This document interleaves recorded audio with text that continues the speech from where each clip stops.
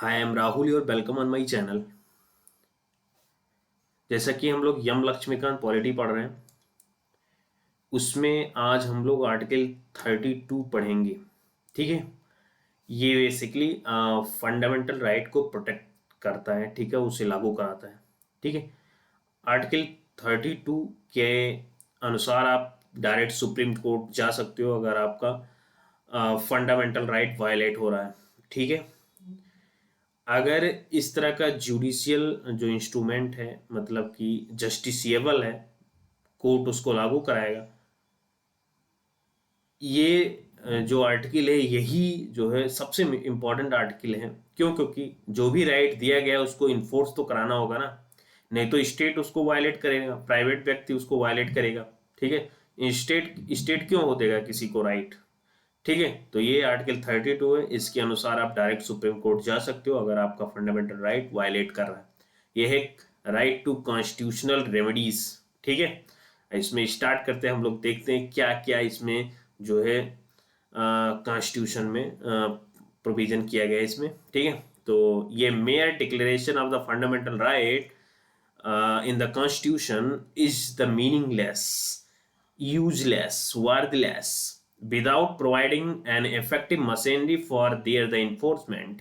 ठीक है, जो भी राइट हम लोग पढ़े अभी तक आर्टिकल 14 से लेकर आर्टिकल 30 तक, वो सब बेकार है, मीनिंगलेस है, यूजलेस है, वर्थलेस है, अगर without providing an effective machinery for their the enforcement. उसको इन्फोर्समेंट कराने के लिए अगर कोई मशीनरी ही नहीं है, तो वो सारे जो है फंडामेंटल राइट सब जो है यूजलेस हैं, मीनिंगलेस होंगे। ठीक है, ये बहुत अच्छा बात है। If and when they are violated, जब वो वायलेट होंगे, यानी कि स्टेट वायलेट करेगा, सरकार की मशीनरी वायलेट करेगी इंडिविजुअल की राइट या कम्युनिटी की राइट, या इंडिविजुअल व्यक्ति करेगा।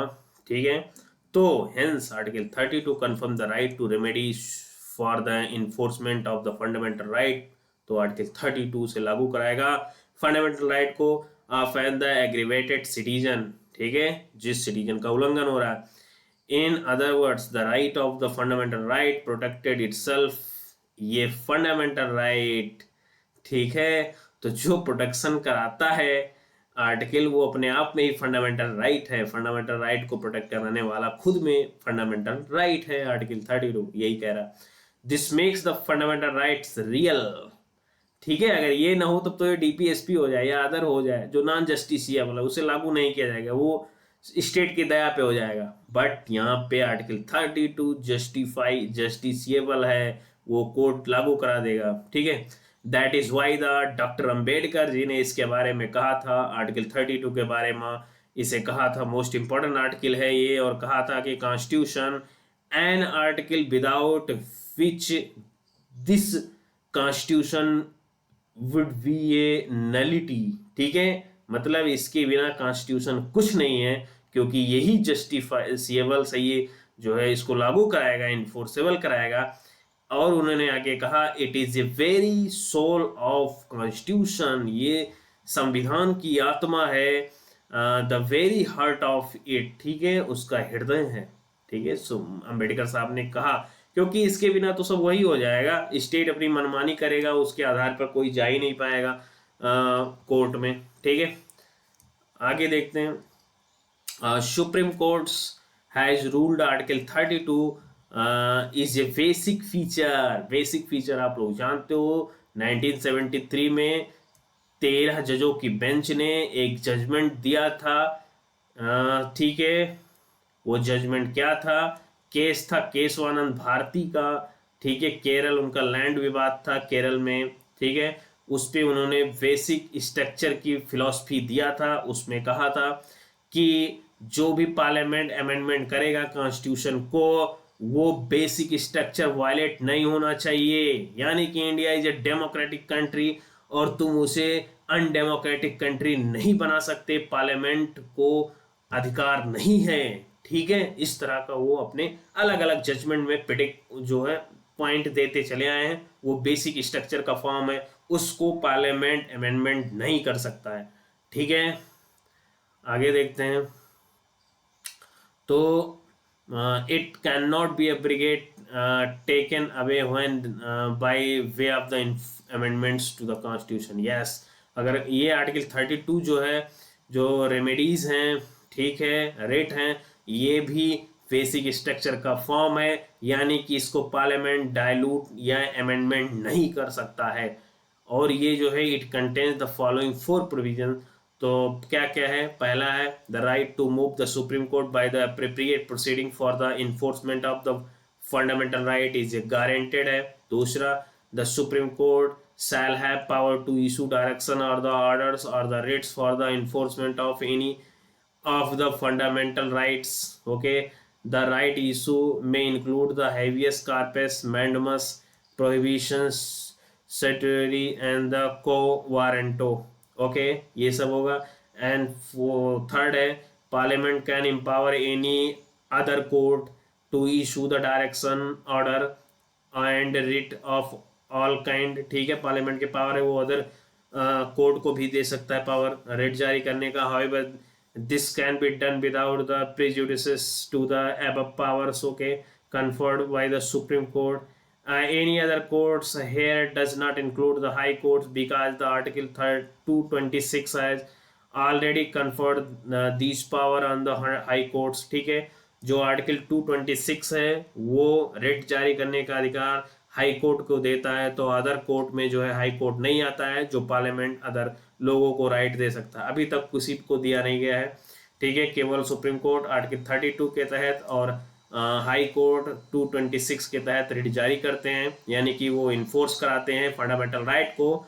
आगे देखते हैं डी, इसमें क्या है? The right to move the Supreme Court shall not be suspended except, ठीक है, otherwise provided by the constitution. Okay, thus the constitution provides that the president can suspend the right to move any court for the enforcement of the fundamental rights during the national emergency, article 359। ठीक है, जब national emergency लागू होगा तो जो है president suspend कर सकते हैं। ठीक है, तो ये चीज एक्सेप्शन है।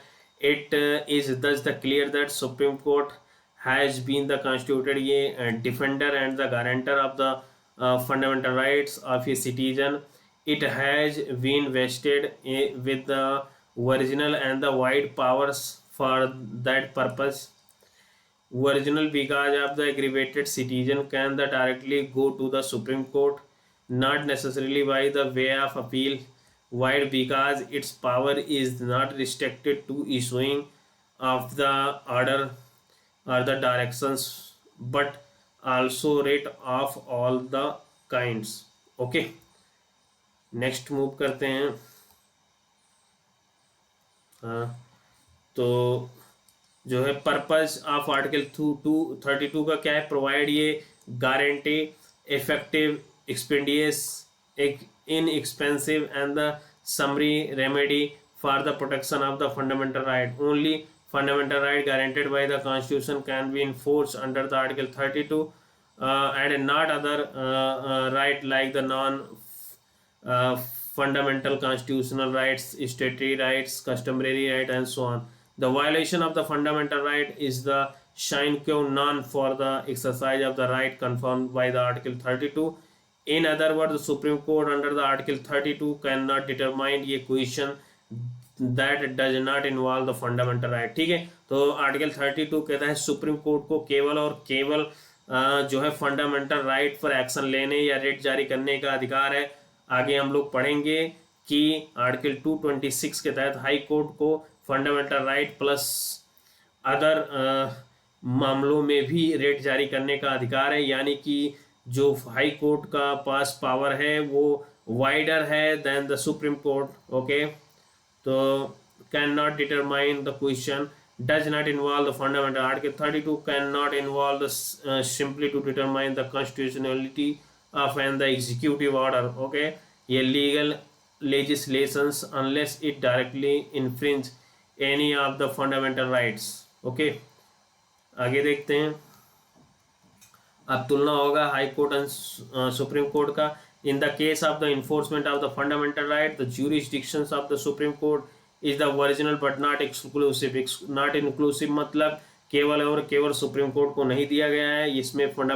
इसमें जो है हाई कोर्ट को भी रेट जारी करने का अधिकार है, और उसका हाई कोर्ट का पावर सुप्रीम कोर्ट के पावर से यहाँ पे अधिक है। It is A concurrent with the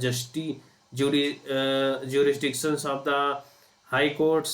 Article 226 it vested original powers that the high court issue the directions, order, rates of all the kinds of the enforcement of the fundamental rights.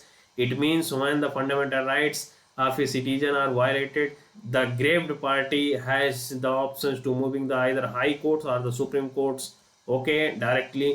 तो किसी व्यक्ति का fundamental right उल्लंघन हो रहा है तो वो डायरेक्ट सुप्रीम कोर्ट जा सकता है या हाई कोर्ट जा सकता है। ठीक है, अदर मामलों में आपको हाई कोर्ट जाना होगा। क्यों? क्योंकि अदर का पावर जो है केवल और हाई कोर्ट के है। ठीक है, आर्टिकल 226 के तहत since the right guaranteed by the article 32 that is the right to move the Supreme Courts where the fundamental right infringe is itself ये fundamental rights, the availability of the alternative remedy is no bar to relief under the Article 32. However, the Supreme Court has ruled that where reliefs through the High Courts is available under the Article 226, the aggrieved parties should first move to the High Court. ठीक है, तो ये बहुत basic चीज़ें हैं। आगे हम लोग देखते हैं, अब अलग अलग तरह के रेट को हम लोग पढ़ेंगे। ठीक है, तो writ types and the scope. तो Supreme Court under article 32 and the high courts under article 226 can issue the writ habeas corpus, mandamus, prohibitions, certiorari and the quo warranto. Further, the parliament under the article 32 can empower the any other courts to issue these the writs. Okay, since no provisions has been made so far, only the supreme court and the high courts can issue the writ and not any other courts. Before the 1950 only the high court of the Calcutta, Bombay and Madras had the power to issue the writs, but जब article 226 आवा, now empower the all the high courts to issue the writs. Okay, आगे देखते हैं। These writs are the borrowed from the English law where they are the known as the prerogative writs. Okay, they are also called the England as the were issued in the exercise of the prerogative of the king who was and in the still described as the fountains of the justice. Later the high courts and started issuing these writs. Extraordinary remedies should uphold the right and the liberties of the British people. Writ jurisdiction of the Supreme Court differ from the High Court of the three respect. ठीक है, तो basically rate जारी करने का जो प्रावधान है ये बारोड किया गया है सुप्रीम कोर्ट ऑफ यूएसए से, तो ध्यान रखना। ठीक है, आगे देखते हैं। क्योंकि जो सुप्रीम कोर्ट है यूएसए की वो ज़्यादा स्ट्रॉन्ग है इंडिया से। ठीक है, उससे ज़्यादा रिव्यू करने की ताकत है। अभी तो इसमें जो है हम लोग देखते हैं क्या क्या डिफरेंट है सुप्रीम कोर्ट हाई कोर्ट। तो पहला देखते हैं, the Supreme Court can issue the writ only for the enforcement of the fundamental right, where the high court can issue the writ not only the fundamental not only for the enforcement of the fundamental right but also for the any purposes. Yes, हम लोग पढ़े expression for any other purposes refers to the enforcement of the ordinary legal rights. Thus the right jurisdictions of the Supreme Court with respect to the narrower than that of the high courts. Okay, ये भी हम लोग देखे थे। आगे देख रहे हैं दूसरा क्या डिफर है।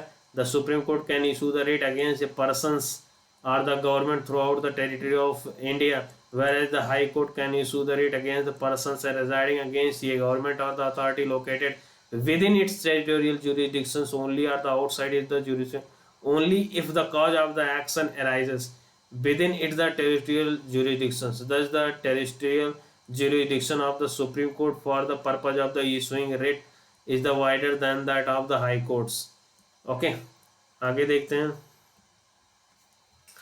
तो थर्ड क्या है, ये remedy under article 32 is the itself ये fundamental rights and hence the Supreme Court may not refuse to exercise its the writ jurisdiction.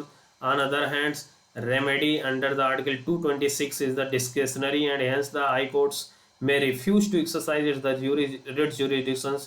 Article 32 does not merely confer the power on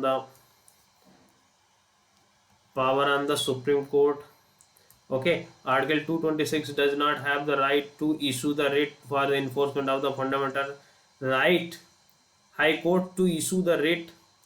Sorry, Article 226 does on the High Court to issue the writ for the enforcement of the fundamental rights and other rights as a part of the general jurisdictions.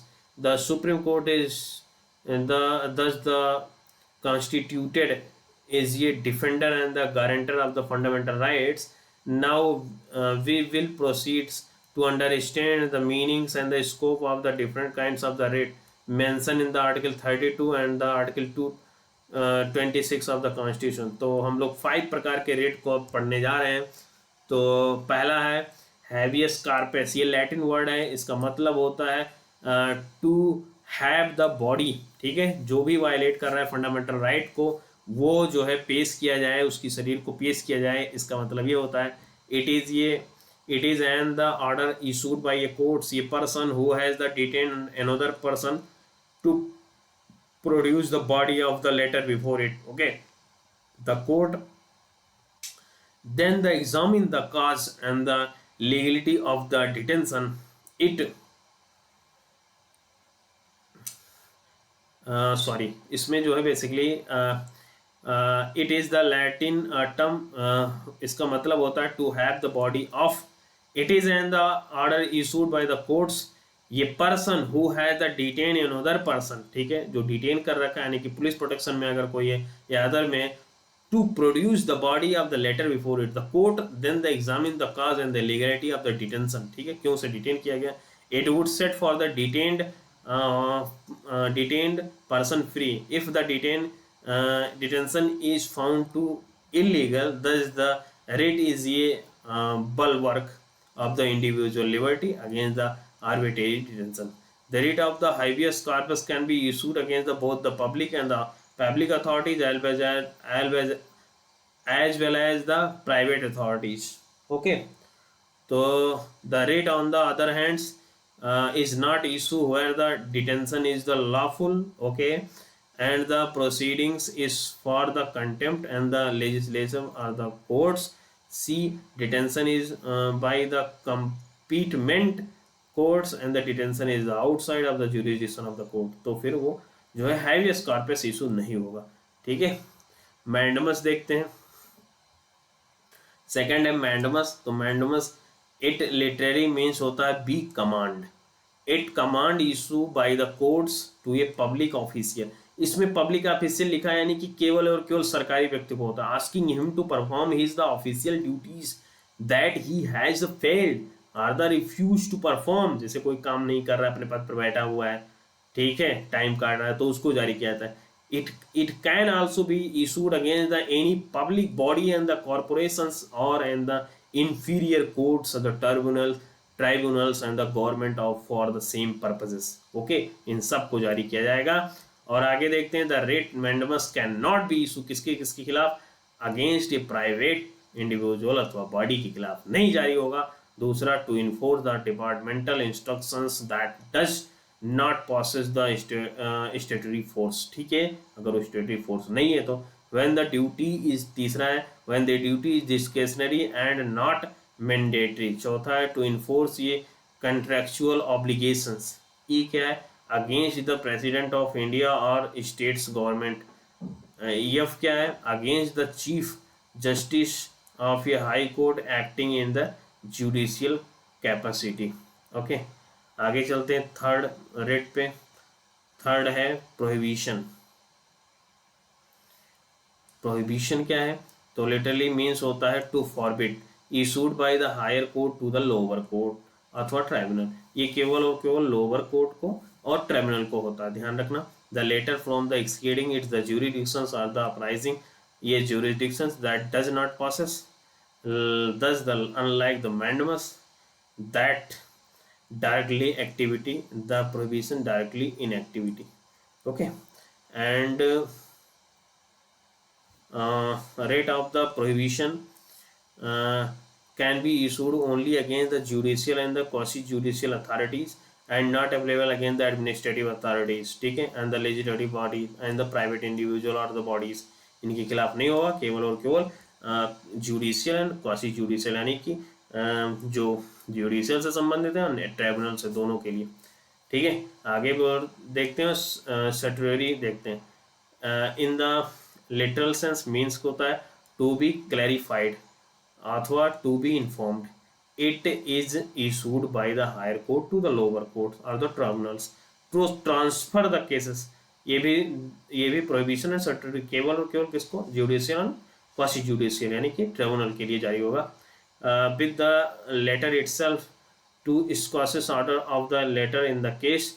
It is issued on the ground of the excesses of the jurisdiction or lack of the jurisdictions or the error of the law. Thus, the unlike the prohibition which is only the preventive statutory in the both preventive as well as the curative. Okay, previously writ of the statutory could be the issued only against the jurisdictions, quasi judicial authorities, not only against the administrative authorities. However, the 1991 the Supreme Court ruled that the statutory can be issued against the administrative authorities affecting the right of individual. ठीक है, तो 1991 के बाद जो है other लोगों को भी, एडमिनिस्ट्रेटिव अथॉरिटी को भी स्टैट्यूटरी जारी करने का अधिकार हो गया। ठीक है, तो like the prohibition statutory also not available against the legislative bodies and the private individual, but administrative को जारी हो सकता है। ठीक है, तो ये ध्यान रखना। आगे देखते हैं को वारंटो को। ठीक है, को वारंटो क्या है? लिटरल सेंस इट मीन्स होता है बाय व्हाट अथॉरिटी और the warrant it is issued by the courts to inquire into the legality of the claim of the persons to a public office. Hence, it prevents the legal usurpations of a public office by a person. The writ can be issued only in the case of the substantive public office of the permanent character created by the statute or by the constitution. It cannot be issued against in the cases of the ministerial officers or the private offices. Unlike the other four writs, this can be sought by the any interested persons, not necessarily by the aggravated persons. Okay, तो ये रहा अपना rate. आगे मिलेंगे article 33 में। Then thank you very much, I hope समझ में आया होगा।